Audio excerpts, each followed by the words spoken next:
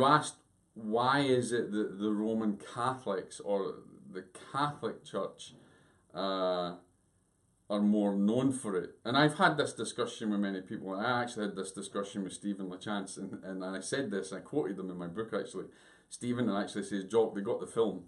And there's a great deal of truth to that. There is a great deal of truth to that, because the media frenzy in the early 40s, 1950s, and maybe even before that, for exorcisms, etc., was very, very strong within the media. And then, of course, when you had William Blatty's The Exorcist come out, again, that brought it into the forefront. And then we had, in 1926, we had the worst case of demonic possession in history within America here, where it was Anna Eklund, and there's a great deal of controversy over her name, etc., etc. However, what I will say from my studies, or from even just my own perception, is that rites of exorcism exist not only in the Catholic Church, but in all spiritual texts, and also in all religious beliefs and all spiritual beliefs. So I don't think that it's just boiled down to the Catholic Church. But what I will say is that in my own studies, I haven't seen another organization that has put so much investment and time, resources into the study of that than the Catholic Church. And the interesting thing is I got to think now. In 1952, I think it was in the 1950s, it was changed. And it was changed, I think there was in the Ritual Romanum, there was a marriage, there was an addition for marriage that was put in to the Ritual Romanum, and blessings and prayers. There was a change.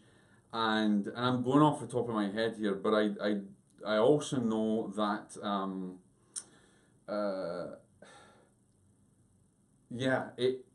the Catholic Church then recognized the need to differentiate between psychological disturbances, or what people would understand as mental illness. And that was taken into the forefront, and that was changed then in 1952.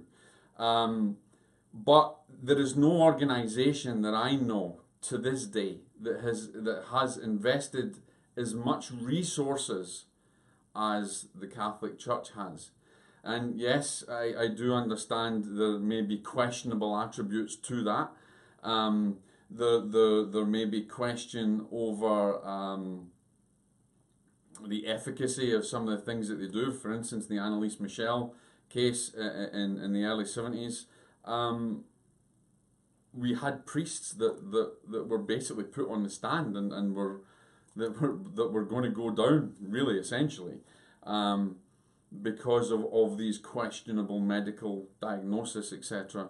So there's no organization I don't think that has seriously come up against not only political stronghold, but also from an educational point of view and from a secular and religious point of view than the Catholic Church. But it does exist.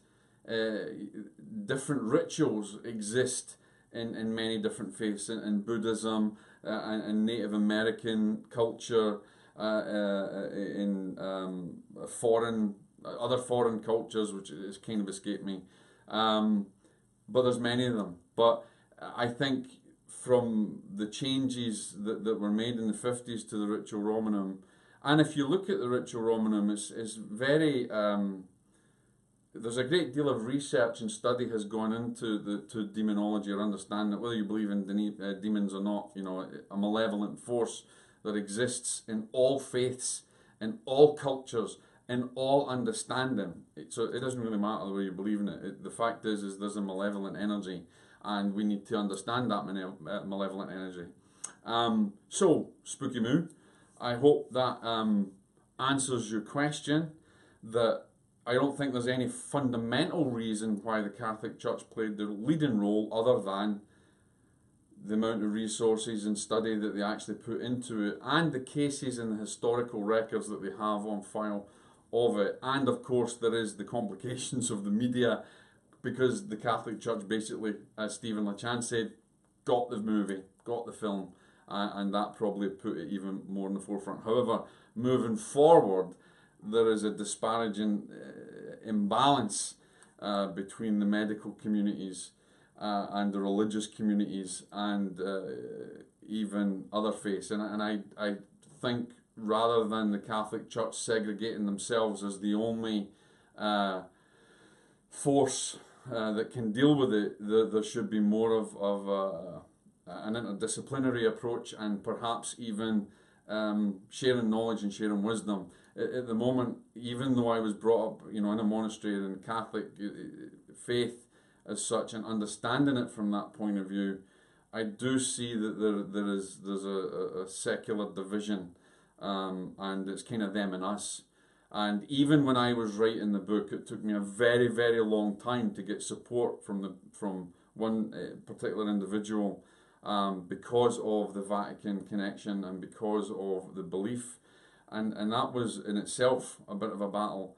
So they do see themselves as completely segregated, and they do see themselves as maybe the forefront of knowledge, and I do see where the benefits come, because in many cases it's often a Catholic exorcist that will get called in even by another religious denomination. And I think it's only bound because of the experiences, the knowledge, and perhaps the resources that the Catholic Church put into it. I could be wrong. That's my perception. And I hope it makes sense. And if you've got any questions, as usual, come back to me and I'll be happy to answer them. God bless.